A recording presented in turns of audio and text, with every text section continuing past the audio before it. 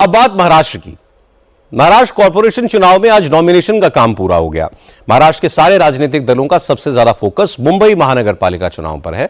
BMC election के लिए महायुति और महाआघाड़ी की पार्टियों का समीकरण लोकसभा विधानसभा चुनाव से बिल्कुल अलग है। आज नॉमिनेशन के आखिरी दिन बीजेपी और शिंदे शिवसेना के बीच सीट शेयरिंग का फॉर्मूला भी आ गया। मुंबई में बीजेपी 137 और शिंदे की पार्टी 90 सीटों पर लड़ेगी। इसके अलावा बीएमसी चुनाव में उद्धव ठाकरे की शिवसेना ने 163 उम्मीदवार उतारे हैं, जबकि एमएनएस ने 53। शरद पवार की एनसीपी भी उद्धव के अलायंस में शामिल है। उसके 11 उम्मीदवारों ने नॉमिनेशन फाइल किया है। और इंटरेस्टिंग बात यह है कि राज ठाकरे की पार्टी ने इस बार एक उत्तर भारतीय और 2 मुसलमानों को भी टिकट दिया है। उद्धव की शिवसेना ने भी 6 मुसलमान उम्मीदवार दिए हैं। कांग्रेस और वंचित बहुजन अखाड़ी इस बार एक साथ मिलकर बीएमसी के इलेक्शन में उतरने वाले हैं। कांग्रेस के 165 और वीबीए के 62 कैंडिडेट्स मैदान में होंगे। इन 3 गठबंधनों के अलावा अजीत पवार की एनसीपी मुंबई में 94 सीटों पर अकेले चुनाव लड़ रही है। समाजवादी पार्टी के 83 उम्मीदवार होंगे और ओवैसी की एआईएमआईएम के 32 उम्मीदवार मैदान में होंगे। लेकिन आज सबसे बड़ा डेवलपमेंट यह हुआ कि महायुति में शामिल रामदास आठवले नाराज हो गए। उन्होंने बीएमसी इलेक्शन में अपनी पार्टी आरपीआई के 38 कैंडिडेट्स का पर्चा भरवा दिया। आठवले ने कहा कि बीजेपी ने उनके साथ धोखा किया, उन्हें सीट शेयरिंग की मीटिंग में ही शामिल नहीं किया। फडणवीस ने उनसे फोन पर बात की और ऐसी सीटें ऑफर की जहां उनके पास लड़ाने के लिए कैंडिडेट नहीं थे। आठवले ने कहा कि उनकी पार्टी का प्रदर्शन पिछले बीएमसी चुनावों में अच्छा रहा था, इसलिए 38 सीटों पर वो अकेले लड़ेंगे, बाकी सीटों पर महायुति के कैंडिडेट्स को सपोर्ट करेंगे। लेकिन हमारी तरफ बीजेपी ने अनदेखी की है। एक तो रिपब्लिकन पार्टी बीजेपी का 2012 से मित्र है, चर्चा चलती रही, उसमें एक बार भी हमको नहीं बुलाया था आरपीआई को।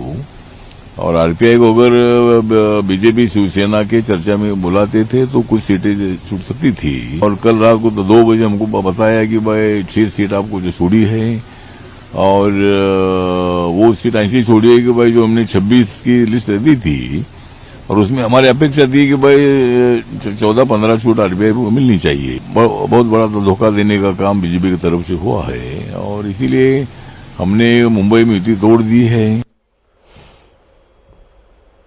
आठवले ने बागी तेवर दिखाए तो उद्धव की शिवसेना को भी आग में घी डालने का मौका मिला। शिवसेना यूबीटी के प्रवक्ता आनंद दुबे ने कहा कि बीजेपी का तो ये पुराना रिकॉर्ड रहा है, अपनी सहयोगी पार्टियों का सम्मान नहीं करती। आज आठवले का जो हाल है वो कल महायुति में शामिल दूसरे सहयोगी दलों का भी होगा। सब के सब भारतीय जनता पार्टी से दुखी हैं और गुलाम बन गए हैं। सोचिए कि एकनाथ शिंदे की शिवसेना को मिल रहे हैं 90 सीट। किसी जमाने में शिवसेना बड़ी पार्टी हुआ करती थी, बीजेपी छोटी हुआ करती थी। रामदास आठवले जी की पार्टी को तो 2-4 सीट भी लोग देने तैयार नहीं है, जबकि रामदास आठवले जी अच्छे नेता हैं, कविताएं भी कहते हैं, शायरी भी पढ़ते हैं, चुटकुले भी सुनाते हैं। मोदी साहब तो बहुत खुश होते हैं सदन में, लेकिन देवेंद्र जी को उनकी कविताएं शायद पसंद नहीं आती, इसीलिए राहुल नार्वेकर जी के घर में 2-2, 3-3 सीटें लोग चुनाव लड़े और रामदास आठवले जी की पूरी पार्टी 227 में से 2-5 भी न लड़े। ये कौन सी महायुति है, ये कौन सा गठबंधन है? तो हम आठवले साहब से ही कहेंगे, ऐसी कविताएं सुनाओ जो देवेंद्र जी को अच्छी लगे। अगर उनकी भाषा में कहूं तो यही है कि भारतीय जनता पार्टी के लोग नहीं दे रहे हैं आपको टिकट, तो आप जहां जहां उनके उम्मीदवार खड़े हैं गिरा दो उनका विकेट। हालांकि आठवले को मनाने के लिए देवेंद्र फडणवीस ने तुरंत प्रवीण दरेकर को उनसे मिलने के लिए भेजा और करीब 1 घंटे की मुलाकात के बाद प्रवीण दरेकर ने कहा कि आठवले नाराज नहीं है। हर पॉलिटिकल पार्टी के नेता के सामने चुनाव में ऐसे हालात होते हैं। आठवले ने अकेले लड़ने का फैसला अपने वर्कर्स के दबाव में लिया जरूर है, लेकिन 1-2 दिन में कुछ ना कुछ एडजस्टमेंट हो जाएगी और आठवले की पार्टी महायुति के साथ मिलकर ही चुनाव लड़ेगी। कुछ भी आठवले साहब में नाराजी नहीं है। आठवले साहब महायुति के साथ ही है, लेकिन उनकी एक पार्टी है तो पार्टी के कार्यकर्ताओं का प्रेशर रहता है। हर पार्टी के कार्यकर्ताओं को लगता है हमें लड़ना चाहिए, उनको जैसा लगता है वैसा भारतीय जनता पार्टी के कार्यकर्ताओं को लगता है, शिंदे साहब के कार्यकर्ताओं में लगता है। और 227 सीट है और हमारे हजारों कार्यकर्ता इच्छुक रहते हैं, तो जिसको टिकट नहीं मिलती थोड़ा नाराज तो होता है। लेकिन आठवले साहब बड़े दिल के नेता है, एक बार किसके साथ रहे तो वो एडजस्टिव नेचर के, तो इसलिए मुझे लगता है उनको सत्ता में सहभाग रहे, सम्मान रहे, ये सब चीज मुख्यमंत्री महोदय से बोलने के बाद निश्चित तौर पर सम्मानजनक होगी। इस मुलाकात के बाद अठावले के सुर थोड़े नरम जरूर हुए, लेकिन अपने उम्मीदवारों को वापस लेने पर उन्होंने कोई फैसला नहीं लिया है। अठावले ने कहा कि कल उन्होंने देवेंद्र फडणवीस से मिलने का वक्त मांगा है, भले ही उन्हें कम सीटें मिलें, लेकिन अगर मन मुताबिक सीटें मिलती हैं, मुंबई के अलावा दूसरे कॉरपोरेशन में उनकी पार्टी के लोगों को सत्ता में साझेदार बनाया जाता है, तो वो महायुति के साथ मिलकर चुनाव लड़ने के लिए तैयार हैं। तो माननीय मुख्यमंत्री साहब का मुझे सुबह फोन भी आया था और उनका मैसेज लेकर वो आए और उन्होंने जो हमने 39 लोगों की लिस्ट जो हमने जारी की थी, 39 लोगों ने फॉर्म भर दिए हैं और सभी को हमने हमारी पार्टी के भी फॉर्म हमने दे दिया है। तो मुख्यमंत्री साहब ने उनको बोला था कि भाई वो कौन सी प्रायोरिटी में सीट है उनसे चर्चा करके आइए, उसमें से कौन सी विड्रॉल हो सकती है क्या देखेंगे और बाकी के जगह पर मैत्रीपूर्ण लड़ेंगे और बाकी के संबंध में भी अपन चर्चा करेंगे। कुछ सीटें तो हमारी क्लियर छूटनी चाहिए, तो कुछ लोगों ने आपके विड्रॉल करने की आवश्यकता है, 3-4 लोगों ने, और शिवसेना के कोटे से अगर 3-4 सीट हमको मिलती है तो मतलब कोई प्रॉब्लम आएगा ना। और सीट शेयरिंग को लेकर सिर्फ अठावले नाराज नहीं है, बीजेपी और शिंदे की पार्टी के बीच भी खींचतान जारी है। मुंबई में शिंदे शिवसेना और बीजेपी के बीच लास्ट मोमेंट समझौता हो गया, लेकिन दूसरे शहरों में अभी बात अटकी हुई है। पुणे में बीजेपी शिंदे को 165 सीटों में से सिर्फ 15 देना चाहती है। शिंदे की पार्टी इसके लिए राजी नहीं है। डैमेज कंट्रोल के लिए आज एकनाथ शिंदे ने उदय सामंत को भेजा। बीजेपी के लोकल नेताओं के साथ बातचीत के बाद उदय सामंत ने कहा कि अभी बातचीत हो रही है, महायुति की दोनों पार्टियां मिलकर लड़ेंगी। पूना में आज मैं मीटिंग के लिए आया हूं, वहां भी जो एबी फॉर्म बीजेपी की तरफ से दिए गए हैं और शिवसेना की तरफ से दिए गए हैं, उसके बारे में मैंने खुद माननीय राज्य के मुख्यमंत्री देवेंद्र जी फडणवीस साहब, हमारे पक्ष प्रमुख एकनाथ शिंदे साहब, चंद्रकांत दादा से हमने बात की है। हमने जो एबी फॉर्म दिए हैं और बीजेपी ने जो एबी फॉर्म दिए, इसका रीजन ये नहीं है कि युति में कुछ तनाव आ गया है। हमारे दोनों नेता जो मुख्यमंत्री और उप मुख्यमंत्री है वो बैठ के उसका डिसीजन लेंगे। अब सिर्फ पुणे की भर की बात नहीं है, मीरा भयंदर, धुले, नवी मुंबई, नासिक, नांदेड़, छत्रपति संभाजीनगर, अमरावती, अकोला, मालेगांव, अहिल्यानगर, सब जगह शिंदे और बीजेपी में दरार साफ दिख रही है।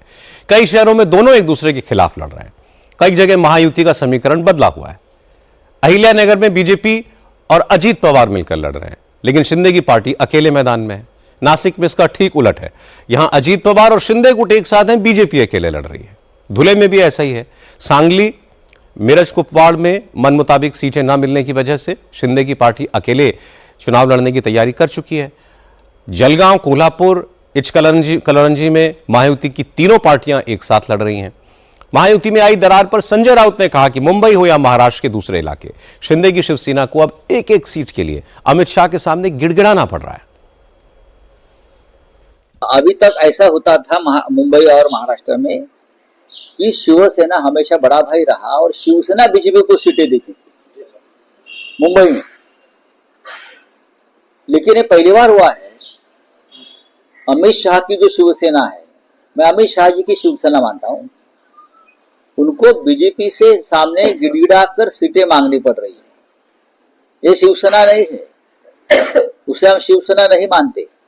जो बीजेपी के सामने घुटने पर है कि हमें कुछ सीटें दीजिए, ऐसा शिवसेना के इतिहास में कभी हुआ नहीं। ये इसलिए हुआ है, बीजेपी के साथ जो शिवसेना है वो नकली है, वो अमित शाह की शिवसेना है, इसलिए हो रहा है। जब जब भारतीय जनता पक्ष ने कोई ऐसी भूमिका ली है संघर्ष की, तो हमने उनको छोड़ दिया है, क्योंकि हम शिवसेना है।